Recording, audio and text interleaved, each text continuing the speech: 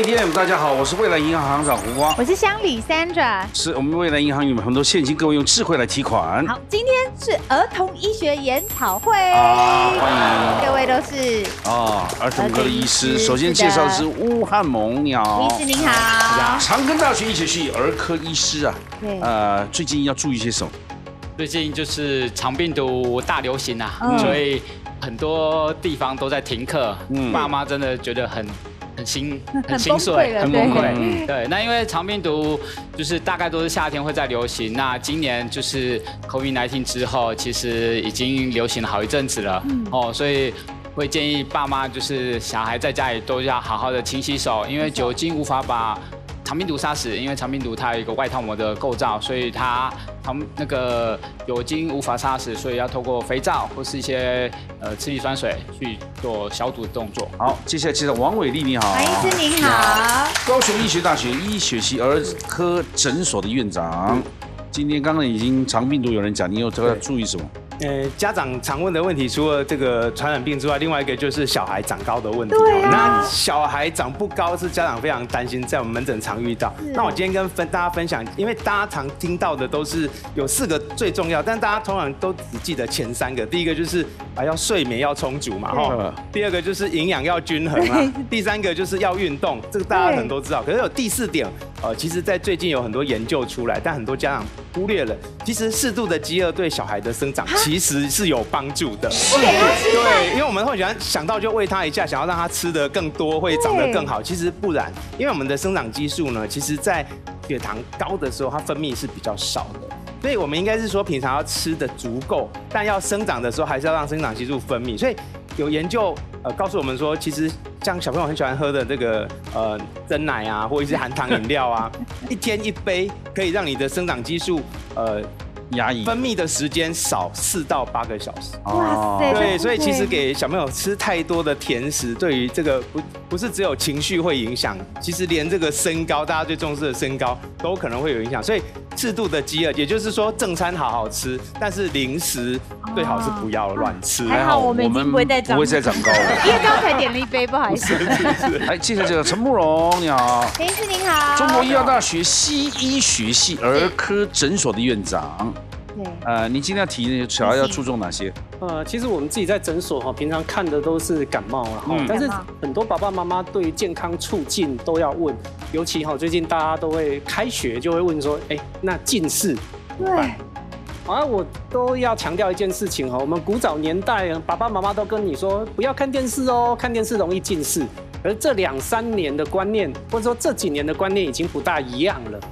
其实近视它会发生的主因都是近距离用眼，太近。所以如果你的电视是摆得够远的，其实看电视这个行为基本上不大会近视。对，所以近距离用眼如果很难避免，我就会提醒说例如说每隔几分钟就要抬头看一下远处，然后我也提醒爸爸妈妈说，如果偶尔看看行长的节目、乡里的节目，其实不大容易近视了。是的，所以你也不写作业，所以你没近视。对，我不用忘。对，眼睛要注意了啊。多注意。接下来介绍杨怡慧，你好，杨医师您好，中山医学大学医学系儿科医师。儿童保健你要保健什么？提醒大家，最近流行的是梅浆菌感染，它就是对，咳超久的，泡泡久，然后有时候会发烧，可是他发烧起来行动那个活动力都很好，所以梅浆菌又叫行走的肺炎这样子，对，但它很容易传染给别人。对，它蛮容易传染，可是它的特色就是咳嗽，然后咳很久，那有时候会发烧，但精神活动力什么也都很好。哇，好，接下来介绍林小琪，你好，林医师您好，高雄医学大学学士后医学系。那你建议儿童要注意呢？儿童保健部分，那我来跟大家介绍一下，最近其实，在那个门诊上看到很多慢性咳嗽的小朋友，除了要考虑梅浆菌之外，大家有注意到吗？最近早晚天气好像变化比较大咯，晚上比较凉一点点，家里面有很多小朋友，他可能会夜间咳嗽比较明显。天。喝个冰的就渴了，吹个冷气又渴了，跑个跑步又渴了，这样子慢性的，而且偏向夜间的干渴，可能我们还是要想到气喘的可能性。对，它可能气喘是比较敏感的一点点，然后特别是台湾的天气比较湿一点点啦。那现在早晚温差大，冷空气会刺激我们的气管，就比较容易出现收缩的情形，所以建议大家可以考虑移民。移民太困难了，太困难了。我教大家一个比较简单的方式，我们可以避免一些常见的过敏源，好不好？就像是尘螨啊，还有霉菌啊，其实都是小朋友气管常见的过敏源。我们家里面一定要放空气清新机、除湿机，然后一些被单一定要定时间的清洗、高温烘晒，应该就可以比较避免这些情形发生。是有点低耶哈，然后小朋友你怎么了？小朋友应该会觉得那就搬到高雄、台南去住，不是天气热一点？对啊，也是。可是它空气又不见得好。对，妈妈群组上面都是在讨论纽西兰跟澳洲，对，那空气清新，可能搬那么远，为了小孩搬那么远。真的有人为了小孩这样搬一个地方哈？但是台湾医疗还是最好啊。对啊，有健保啊。是有几后没能后啊。来，欢迎魏医师。介绍2位专家，首先知名新闻主播赖佳颖主播，你好。主播好，大家好。社会科补教名师陈启鹏老师，你好。启鹏老师好。那我们进行第1回合存款争夺赛。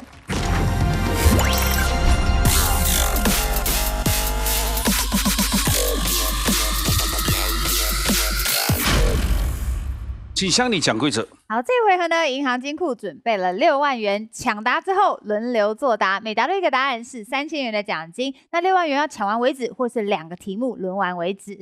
这题呢，由赖佳颖主播来回答圈或叉。来，第1题，Sandra，请出题。有些疾病呢需要早期的疗愈，不然等到长大就来不及了。根据财团法人发展迟缓儿童基金会提供的疗愈种类介绍，请问早疗包括哪9种项目？请抢答。慕容医师。一个最基本的物理治疗，例如说孩子哪一块肌肉平常看他运作的不好，我们就去训练那个区域的肌肉，物理治疗。恭喜答对了。请加3000。语言治疗。语言治疗。就是有的小朋友可能讲话口疾啊，或者是他语言发展大舌头或比较慢的时候，那可能会需要语言治疗介入这样。恭喜答对了，请加3000。小七。职能治疗，职能治疗比较特别，讲的是我们日常功能的部分。比如说，我们2岁的时候就应该会用汤匙啊，对。我们5岁的时候就应该会把拉链拉起来，这等的细动作的展现。其实有的小朋友这种小肌肉发展不是很好，那就可以透过职能治疗去训练。这跟刚刚的物理治疗那个肌肉一样？对，有一点点差别，因为物理治疗主要讲的是比较粗动作的，比如说我们1岁3个月就应该要放手会走路了，2岁的时候可能可以双脚跳，这类的比较大肌群的表现，然后职能是比较偏向小，对，生活功能小肌群。答案是职能治疗，对或错？恭喜答对了，加3000。医师。认知功能的发展，就是说让孩子知道说，像他看到这颗球，他知道他要做什么，用来拍，用来打，不是用来吃的，让他知道说，看到这些东西，它个别的功能是什么。恭喜答对了，请加3000。威力。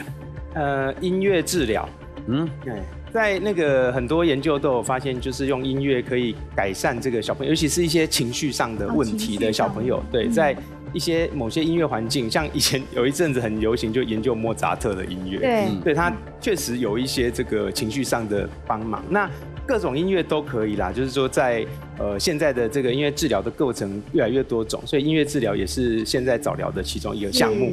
音乐治疗对或错？恭喜答对了，请加3000。慕容感觉统合，这是什么？例如说我们平常一股风吹到任何一个人身上，我们应该是觉得舒服，但是有些人他感觉的这个在脑袋里面统合的能力不是很好，他会觉得好痛哦，好不舒服哦。那你就会看到有些孩子说我不肯去踩沙地，或是不能碰到草，对，或者说我不愿意坐在地板上。那我们就是例如说用个毛刷啦，或者说用个什么刺激物啦，让他知道说，这个感觉在你身体是正常的，所以这叫感觉统合。恭喜答对了，请加3000。像我是孔钳啊。我真的怕，真的别怕别怕，那怎么每天都在怕？因为你好多钱哦。没有，所以我身上不带钱。哦，对，空钱。一会游戏治疗，游戏治疗就是在小朋友可能他语言啊或其他时候还没有办法表达自己的时候，那透过游戏他可以去展现自我，对，有游戏治疗，用游戏来治疗。对火走，恭喜答对了啊，请加3000。主播无法严格，因为大家都太厉害了，大家都是正确答案。那我讲的是心理治疗。基本上小朋友，现在有比较多的冲动控制或是过动、注意力不集中的问题，这个都可以透过心理治疗去让他们了解自己的情绪，改善一些。你说他蹦蹦跳跳也不听人家讲，一直在那边跳来跳去，比较容易插话，他没办法好好的坐在椅子上。你叫他静静坐下来，他都不行。是的，是的。但是你说待会你静静10分钟，我待会拿最大瓶的养乐多给你，他真的静下来。对，那就不代表他是。其实就是透过这样的治疗去训练他的专注力。恭喜答对了，请加3000。汉蒙，最后一个了。最后一个是最难的，真的。来打叉。王医师。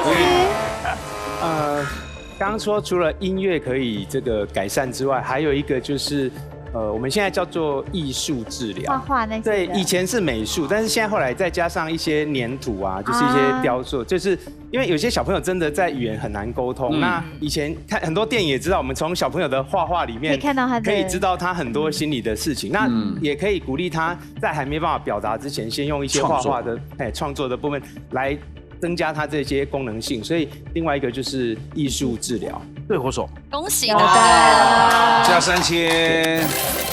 哇，9个都讲完了。好，其实早疗就是所谓的早期疗愈哦，因为对于6岁之前可以说是大脑发育的一个黄金期哦。所以6岁之前呢，爸妈可以尽量去观察小朋友的一些表达能力啊、行为能力啊，但是我们不要太要求，例如说1岁才刚会走，你就希望他会跑。我们大概是跟同年龄的小朋友来做相比，我们也不要求过犹不及。但是呢，如果发育说，小朋友啊，他跟同年龄的小孩可能比较慢一点，表达慢一点，动作呢可能有一些比较迟缓的一个状况的时候，其实你可以透过一些早疗的机构来做评估、来做中介，他们会提供医疗帮助。因为在国内，根据儿少法的规定，其实政府会提供0到6岁的小朋友早期治疗的协助。这样的协助不仅能让小朋友早点回到正常日常生活、同年龄小孩一样的生活的模式之外，其实也可以降低父母的负担。接下来陈启鹏老师的举千或差，来请出题。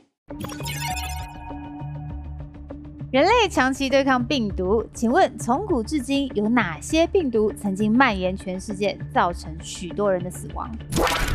太快了，你想说我会？你这个判断是过度的冲动啊，过动儿。来，请抢答。好，王医师。对，那个讲到这个大流行，最早的始祖应该就是1918年的这个西班牙流感。流感。对。流感对我错。西班牙。答对了。来，请加3000，死了3、4千万人。当年死了大概4、5千万人。哦，4、5千万人。就2个台湾的人。是。来，接下来慕容。离我们最近的 COVID-19 啊，对啊，你看当年我们上节目还戴口罩，还要有隔板在中间啊。然后不是说这一集有一个确诊，有一个确诊，你就休息了，自己在家然后下2集就别录了这样。什么？这电话一来说，刚刚有一个4成有，我们就要停棚哦，录到第2集就停棚回去哦。对，COVID-19对我错。答对了，绝对有。请加3000。一会。天花。现在已经绝迹了，这样子对，但是以前曾经流行过天花。天花对我错，答对了。请加3000。小七。SARS 当年也是非常有名的，有造成这个封院。对，哎，对我错，答对了。来，请加3000。SARS 绝迹了吗？SARS 没有绝迹，只是它的 R0值比较低一点点，它1个人只会传给1至2个人，那重症的可能性相对也比 COVID 还低。好，医师。再就是以前欧洲传说的黑死病。黑死病。黑死病，哎，对我错，答对了。来加3000。威力。再来就是之前曾经有一阵子大家很害怕，都因此而影响了社交关系的。艾滋病艾滋病对或错？答对了。哎，请加3000。现在艾滋病也没那么恐慌了，好像有治疗的方法。但好像还是没有办法没有绝根了，对不对？对，但现在没有像以前死亡率那么高，所以记得那个汤姆汉克演的《费城》是好可怜，对不对？很感人，很多电影都在演这个。慕容小儿麻痹，小儿麻痹，对，以前曾经有过。我们一度以为小儿麻痹要在全世界绝迹了，就后来有一些谣言说疫苗里面有什么不好的东西，导致有些国家不想打疫苗了。就现在小儿麻痹还没有绝迹。答对了，来请假3000。听慕容这样讲，好像又卷土重来了。对，因为历史上曾经绝迹的，目前就是天花嘛。然后小儿麻痹本来这几年要认为要绝迹了，可是因为某些疫苗的谣言，大家又不打了，然后要绝迹的就没有绝迹了。没有完全杀光。但我们台湾还是打的嘛，所以有我们合一里面。但我知道台湾现在是没有。对，那疟疾还在的。你讲什么？你为什么？你为什么？来一位。那日本脑炎，你看哇，好超有骨气，也不用。日本脑炎对或错？答对了，有的。来，请加3000。小七讲的是霍乱，霍乱，对或错？答对了，请加3000。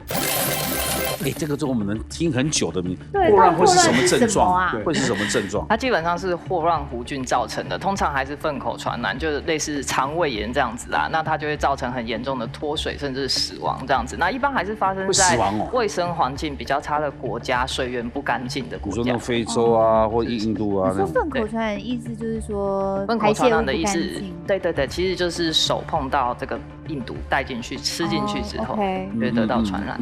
还剩2位了，乌汉蒙。狂热病，狂热病，对或错？答错喽。狂热病是什么？狂热病？狂热病。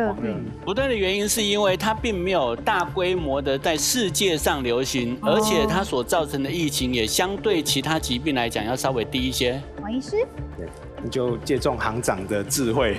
对，因为我以前有去一些就是第三世界国家，那时候发烧真的很多，然后每一个来我都想要抽血，然后那边的当地的护士都告诉我说，抽什么血，先验个疟疾就好了。所以就是抽血验疟疾，所以我想疟疾应该是现在还是一直在很多地方都还是有。对疟疾，答对了。疟疾，剩最后一个答案，慕容。伤寒，伤寒杂病论啊，那个伤寒吗？甚至有一个女生，她叫伤寒，我们称她伤寒玛丽。她得到这个病之后，她的身体不断的排出这个病菌，所以呢，她想要去当厨师，还没有办法当厨师，而且她被隔离了好几年。答对了。大流行吗？伤寒也不是飞沫。刚才那个医师所讲的伤寒玛丽啊，她比较特别，就是她的厨艺非常的厉害，她很会做蛋糕。后来被贵族请去当做她的家庭教师，但是呢，就因此造成了她的伤寒的蔓延。原来这个伤寒在她的身体的体内是完全没有症状的。但是他却会成为带源者，所以他经手的任何东西，包括水跟食物，都会造成伤寒疫情的蔓延。那他后来被发现了之后，被勒令不准再做厨师哦，但他又偷偷潜逃，跑到另外一个地方去，又造成了另外一波流行。他走到哪里带到哪里的？是对，所以后来刚才医生讲对了，最后他是被终身监禁这样子。好像电影情节哦，可怜哦，加3000。6万都抢光了，来，还有补充的吗？有，其实呢，有一些病症呢，其实都是我们平常耳熟能详的，像麻疹，麻疹也会造成大规模流行。那还有像譬如说，近年来比较流行的伊波拉病毒，还有像梅毒，也是大家闻之色变的。但是呢，曾经有一个皇帝染了天花，结果因此当上皇帝，康熙。对，就是康熙。对，那康熙他是顺治的第3个儿子，本来完全没有机会当皇帝。那是后来那个顺治去问那个当时的传教士叫汤若望，说：“你觉得我的哪几个儿子可以？”唐罗王跟他讲，你3儿子啊，玄烨啊，得过天花，他以后就不会再得了。对，就是他，后来就选他当继承人了。对，因为后面在选的不晓得一上任没几年又夭折。对，感觉说他得过他天选之人，就选他。结果他再任60几年，是，就是叫康熙爷，他是这样得王位的。好。那我们这回合要不要宣布他们奖金？好，这回合呢，吴医师6000，王医师15000，陈医师15000，杨医师12000，林医师12000。进行下一回合，赢者全拿。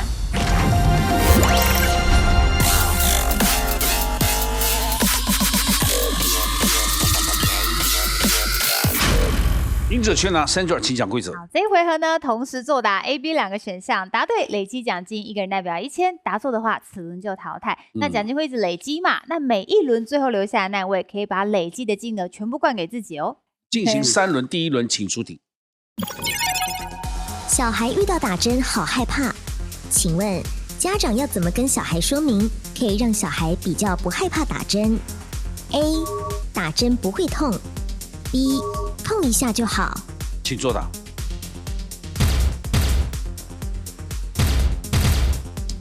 你讲打针不会痛，他恨死你。明明就很痛，想骗我，对不对？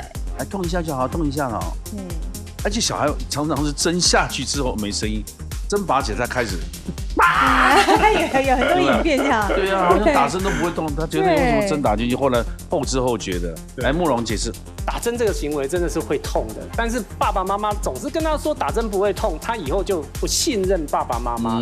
你反而让他有一些这个心理准备，知道说我接下来要痛那么一下，那反而他之后他也可以认知说没关系，我打针就是为了身体健康，反而会对长久的好处。请公布正确解答。正确答案是 B， 痛一下就好。要打针的时候，可以安抚孩子说：“不要动，痛一下就好了，不要禁止孩子哭，或是骗他完全不痛。那记得打完针也要鼓励他说：你很棒哦，做得很好哦，这样以后对他人生的长久来说，才不会一路惧怕打针。”第2题，请出题。一人得病，全家感染，请问有肠病毒感染者的居家消毒要用什么呢 ？A. 酒精 B. 漂白水，请作答。肠病毒。中分题嘛，吴医师刚才讲过啦。维利啊，为什么是漂白水？对，因为这个肠病毒它是有泡膜的病毒，所以它没有泡膜，所以它用酒精是杀不死的。那它需要的就是刚刚讲的，像这个次氯酸水或是这个漂白水，其实只要低浓度漂白水，所以家里洗衣服的那个漂白水，大概就是把它稀释以后，大概就可以做彻底的。要戴手套吧，还是不能直接？消毒那个稀释的时候当然是戴手套，可是它的稀释方式，我们会分，大家一般都建议1:500啦。这样的话就是说，这个碰过的器具啦、玩具啊，都可以做一个简单的清洁。正确答案是 D， 漂白水。虽然酒精呢本身对新冠病毒跟流感病毒就有效了，但是其实它难以彻底消灭肠病毒，所以呢，肠病毒要用到像漂白水的等级才会有效果咯。是，来加5000。下面一题，请出题。古代欧洲贵族如厕怪癖多，请问古代的英国皇室会用什么来擦屁股 ？A. 香蕉皮 B. 鲑鱼片。什么啦？那请作答。什么啦？啊？为什么用鲑鱼片？那还能吃吗？加料加味，不会有人再拿来吃吧？鲑鱼片是不是比较柔软？对，可香蕉皮也蛮软的，而且香蕉皮感觉比较正常。对啊，一会您只有选香蕉皮，是因为你太珍惜鲑鱼嘛？斗得很开心。那您说为什么用香蕉皮？鲑鱼片。我感觉会有什么寄生虫还是什么？会不会啊？对啊，它上面也有虫。那除非你屁股有破皮啊。而且感觉会冰冰凉凉的。对，所以舒服啊。香蕉皮擦很软也蛮舒服的。那擦得干净吗？没试过哎。对呀，而且鲑鱼片咕溜咕溜的哎。对，就是应该也不一定会擦得干净。还是说擦完之后洗一洗还是可以煎呢？那就说是怪癖了，这个一定是很欧洲啦，台湾早期是用那个竹签呐。竹签？你说一根？毒片。哦，吓我一跳，竹片你要干嘛？你要不是啊，竹叶那个枪嘛，对吧？哦，树林里面的那个吧。哦，竹叶我知道了。是溜穿过溜过来。对。他太小还不知道。那鲑鱼片你会选鲑鱼片吗？那这两个我硬要牺牲我的屁股的话，就是香蕉皮啊。鲑鱼片，可是鲑鱼片是不是很润滑？是不是这个意思？我觉得会不会贵族看不起香蕉皮啊？哦，举例来说，有人说我用卫生纸擦屁股，就有人说我用钞票擦嘛。哦，我在想会不会他的怪癖就是看不起汉蒙的汉蒙。我觉得香蕉皮还是会有点黏黏的，擦不干净的感觉。对啊。请公布正确解答。正确答案是。B 鲑鱼片，真是的哇！其实呢，古代人擦屁股的工具千奇百怪，像是哪些鹅的脖子哦，还有蝉翼，还有麻绳，都曾经是各国贵族拿来使用的工具。而英国王室的屁股呢，要用新鲜的鲑鱼肉片来擦，而且这样还可以，听说还有除臭跟消除痔疮的作用。它有它的功能在，对，还会敷一下。难怪会是这样。一会了，请休息一下。休息一下。来加4000。下面一题，请出题。研究发现，如果丈夫愿意负担超过20%的育儿责任，妻子的生育意愿就会增加。但在什么类型的女性身上，影响会比较显著 ？A. 生完第一胎的妈妈 ；B. 学历较低的女性。请作答。哎呦，双 A 双 B。慕容。生完第一胎的妈妈刚好是最辛苦、最累的时候。那如果爸爸这时候愿意负担起一些说，我帮忙喂奶，我帮忙换尿布，帮忙洗澡，那妈妈应该会觉得说，那我来生下一胎，真的意愿会提高啦，所以我选 A 呀。小琪呢？我本身是有生完第一胎的妈妈，那么呢？如果我的丈夫愿意帮我负担超过20%，那也就是说还剩下了80%的育儿责任。对，还是那你说有点太高，还是太高了。所以你会选择学历比较低的？我会选择可能删除法嘛。对，删除法啦。我觉得 A 不太可能，因为我对，谢谢。请公布正确解答。正确答案是 A， 生完第一胎的妈妈。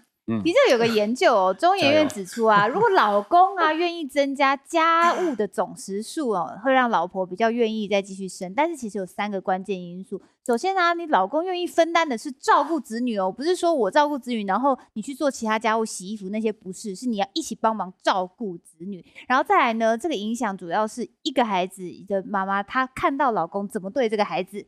她会觉得我可以再生下一胎。而第3个是高教育程度的女性呢，在如果老公愿意投入的话，她生育的意愿会觉得是个神队友，她的意愿也会提高。2位请休息一下，剩下2位男生呢，加2000。下面一题请出题。流行语 XOXO 指的是亲亲抱抱的意思。X 源于中世纪，人们签署文件时会对 X 亲吻。请问X 的缘起与什么有关 ？A.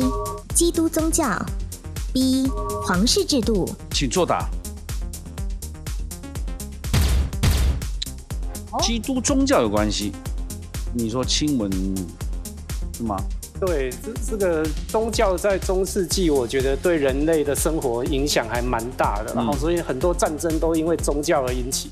那所以我说会对 X 亲吻，那我就认定这个，我们平常不是去那个什么耶路撒冷，会亲吻那个教宗的手啊什么的，所以我会写基督宗教。你也是这么认为？我是觉得他们欧洲的皇室其实很乱啊，他们亲吻应该没有什么特别，应该还是以宗教的这个制度比较有关系。讲的好像到处可以乱亲一样，讲的比较乱，不特别了。是，请公布正确解答。正确答案是 A， 基督宗教。加油！其实 X 表示的呢，就是耶稣的十字架这样 cross 啊，所以这个其实就是十字架。那为什么有人签文件的时候呢，我签的人会对这个 X 亲吻，代表说我对这个文件的内容是完完全全属实，我对他负责，所以非常忠诚。就像基督徒啊，会亲吻圣经来表示他们对于耶稣的信仰嘛。所以在文件上 XOXO 代表我为这个文件做保证。加2000。下面一题请出题。台湾亲子网站调查发现，父母认为孩子需要具备什么能力才能拥有幸福的未来 ？A. 解决问题的能力 ；B. 调节情绪的能力。请作答。觉得2个都要啊，对吧？调节情绪的能力，而不是解决问题的能力。来，维力。因为这个如果是国外，我会猜是 A 啦。但台湾的亲子网站，因为我一天到晚也在看亲子网站讨论的内容，里面很明显这个讨论情绪的问题是非常多。那我猜应该是这个部分是现在大家觉得比较重视的。正确答案是 A， 解决问题的能力。其实呢，亲子天下的杂志有做过一个调查，爸爸妈妈问到说，你觉得你的孩子应该具备哪些能力跟条件才可以拥有未来的幸福呢？他们答案第一名是，如果问到问题能够主动收集资讯，自我可以解决问题的能力，有接近70%爸妈这样回答。那第2个才是调节情绪的能力，那占了大概4%。那第3是认识自己，可以自我反省，41%。排名最后才是高学历，跟我们以前认为很不一样嘛。只有1%的爸妈觉得高学历是重要的，而且现在呢，父母从重视成绩慢慢有比较转为重视孩子的学习跟兴趣的探索。那通通回来。第一轮累计了18000，这么高额的奖金，谁都带不走，没关系，进行到下一轮。如果赢了，还是赢者全拿了。第2轮请出题。回力镖效应是指越被禁止的事就越想去做。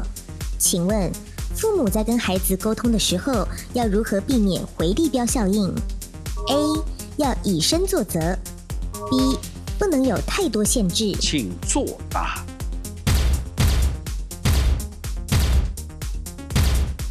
就是要以身作则嘛，免得回力镖弹在自己身上。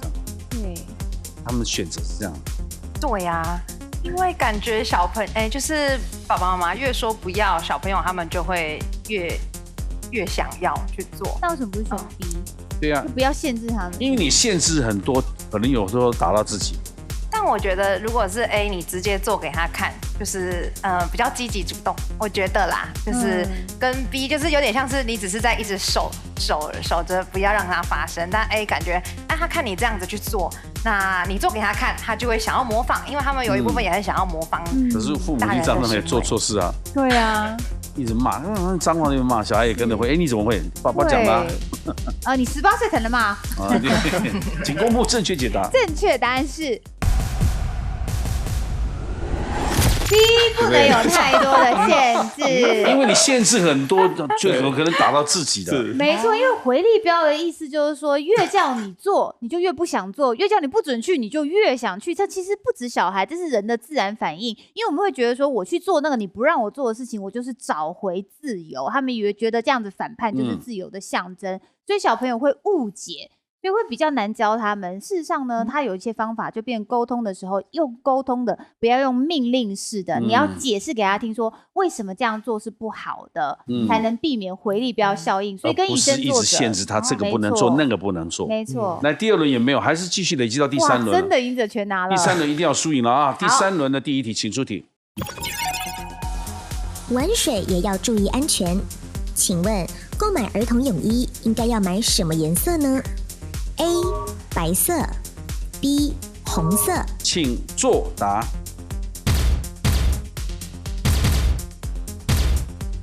只有伟力选择白色。可能大家是想说一定是用海浪，可是小孩玩水其实不一定会在海浪里面。那白色其实在其他的这个水域里面的反差应该是比较大的。既然有人选白色也有红色，慕容。对啊，我是觉得要鲜艳啦。我们以前都说什么海浪波光粼粼嘛，水面上你白色的可能真的看不大出来了。对，所以我会选红色。来，请公布正确解答。正确答案是 B， 红色。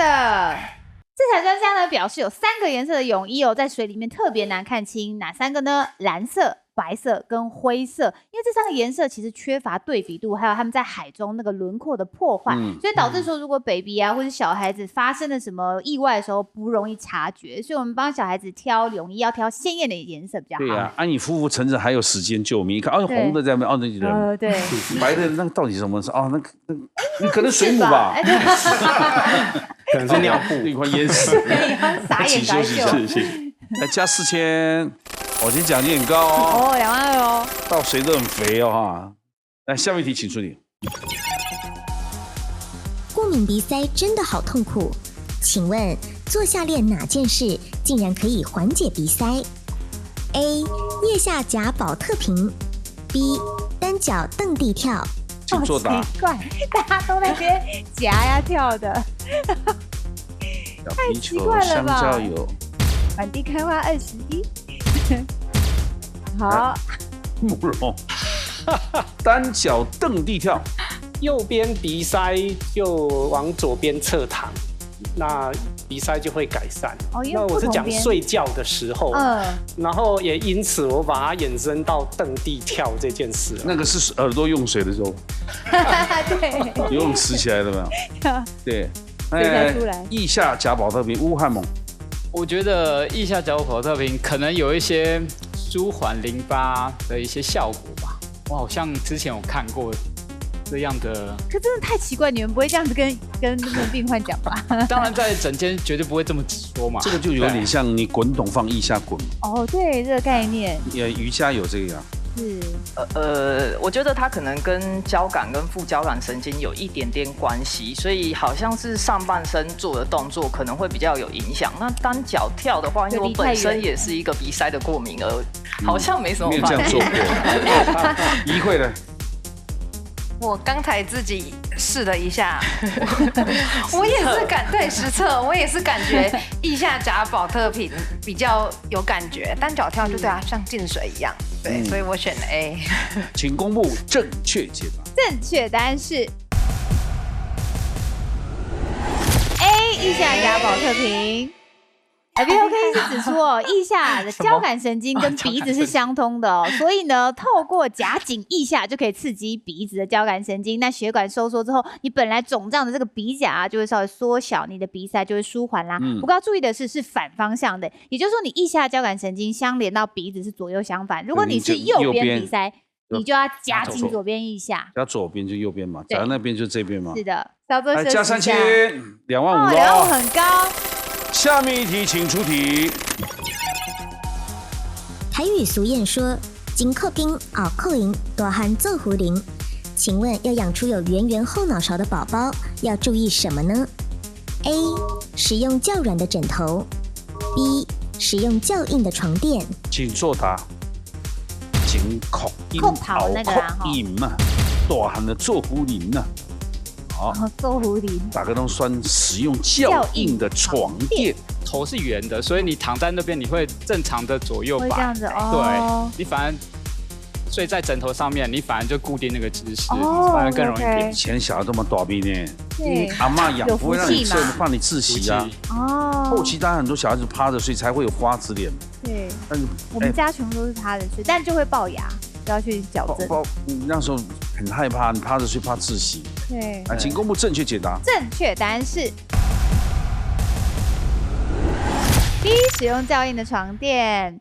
如果想要有圆圆的头型呢，就注意不可以让宝宝维持在正躺的姿势哦。所以你要用比较硬的床垫，那宝宝头自然而然它就会变成侧躺。光奖金就2万8了。2万8，还没加上他们基础奖金呢。来，请出题。以下哪一个影片播放功能更可能会令人忍不住一集接着一集的追看电视剧呢 ？A. 倍速播放 B. 自动播放。请作答。倍速播放，你会？因为我想说，同样的时间我会看比较多集所以我就会一直追，一直追，一直追。那你都追到几？1.5还1.2就？我都开2倍速。哇，2倍速啊！你真的在看吗？有，但是看到精彩的会放慢一点。好，来，请公布正确解答。正确答案是 B 自动播放。有一个东西叫做蔡氏效应。蔡氏效应是什么呢？你已经完成一件事情，如果这样子的话，你的感觉你不会记得，你只会记得那些你被打断还没完成的事情。比方说，有时候你吃一包洋芋片嘛，你就一整包，其实你没有很饿耶，你就只是嘴馋而已。可是你看到里面剩2-3片，你就会把它吃完。不然你就会觉得哪里不舒适，所以这个就叫做蔡氏效应。那我们在看剧的时候呢，我很难被中间打断的，所以因为我不想要有遇到蔡氏效应，所以我们人就会一集一集看完，感觉心里比较舒适，所以是自动播放。加2000 3万咯。哇，这2位，接下来除非你们马上分输赢，不然3题同分的话就要分哦。那会是林医师。对，哎，请出题。脚麻掉了起不来，请问什么动作可以马上消除腿麻呢 ？A. 用手指用力压小腿 ；B. 用手轻拍脚底。请作答。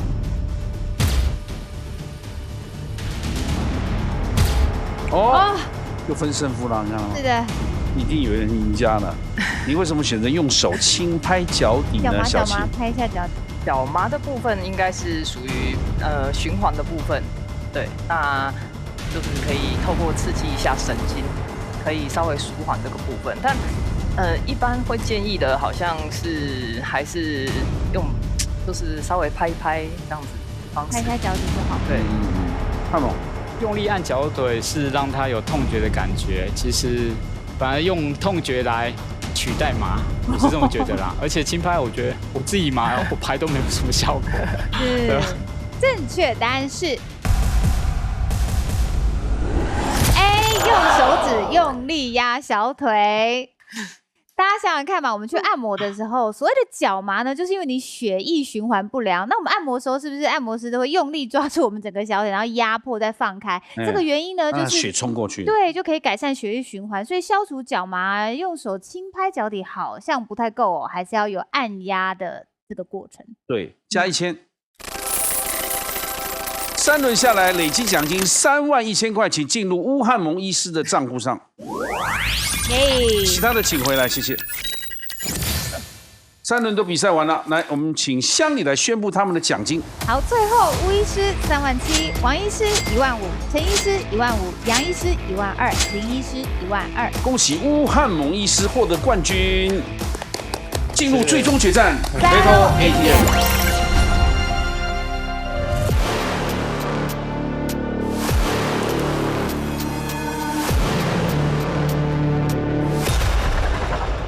恭喜有37000乌汉蒙也是反败为胜的，真的，从最低层的6000块开始追，一次大额的金额31000汇进去，汇进去就变37000奖金，对，始料未及啊！对，我本来想说我都坐在下面的，对，来，请插卡，金库请打开，里面有37000块奖金是你的，但必须先通过2道密码的考验，请出示密码。2道密码呢，分别是总笔画37画儿子生小孩，或是总笔画36画现代的孩子。儿子生小孩当增产报国嘛？你不就当爷爷了？含饴弄孙了，我啦，含饴弄孙了。儿子生小孩，喜出望外啊！喜出望外啊，应该是比较简单的。是现代的孩子，古灵精怪，草莓世代，古灵精怪，对，特立独行，你选哪一个主题？你要选一个，笔画不多你奖金那么高，你的奖金都快高过我们笔画了，差不多就是31000。儿子生小孩好了，儿子生小孩，好，请锁定儿子生小孩。现在的孩子用哪4个字成语来形容比较恰当呢？请出示。不虞匮乏，真的还好没选到。为什么说现在小孩不虞匮乏？因为他物质太丰富了。对呀，他要什么有什么，不像我们小时候资源比较缺乏。然后什么也去学，该什么学什么才艺都不虞匮乏。来，请出题。含饴弄孙，报喜啊，就是讲我的戏子心声嘛。来，计时1分钟，计时开始。来，请签清楚，要写好哦。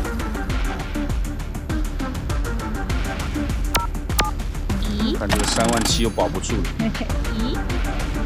不要下了哦。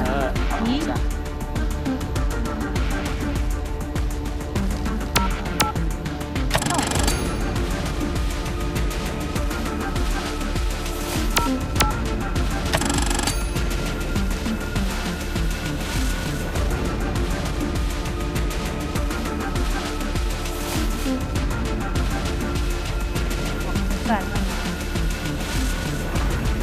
好，先点，先填。停秒。你这个停留太多秒了，42秒还有18秒，19秒，还18秒。07、09、08、11。对或错？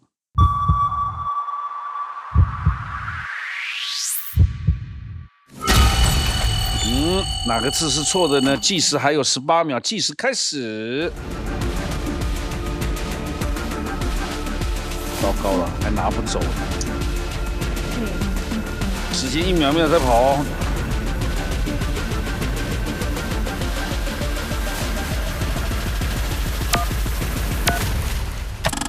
他想要算笔画。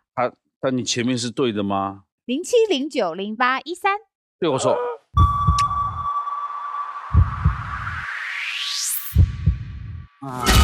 可惜。所以我跟你讲，不是你算笔画就可以，因为你前面就错了，算笔画也没用了。对，弄错了。对，那还有2秒要改吗？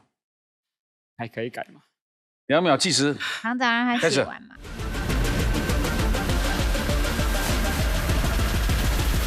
时间到，结束。好，你已经写完了。这样子密码铁定就不符合。20、30对啊。对。你那个疑就可能我们看正确解答。它是一个10字部的。好，谢谢。好可惜哦。谢谢你。这样金姑拜拜。拜拜。可惜。含泪弄孙呐。累了啦。知识很简单，常常他们开药单也是写英文嘛。都是英文。对啊。而且还用打的，还不用写的。对。多久没接触中文？后来开这个节目才发现，中文还真难呢。真的难，对不对？而且还要算笔画。对，常常是输在笔画上面的。谢谢各位医师今天来分享我们医学的经验。晚上8点锁定，拜托 ATM 把智慧变现。谢谢所有优秀的医师。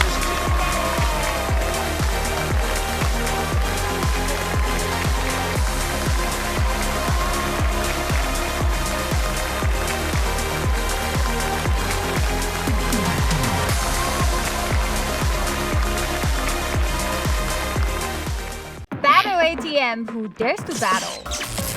拜托 ATM， 谁敢来 battle？ 订阅拜托 ATM 的 YouTube 频道，等你来 battle。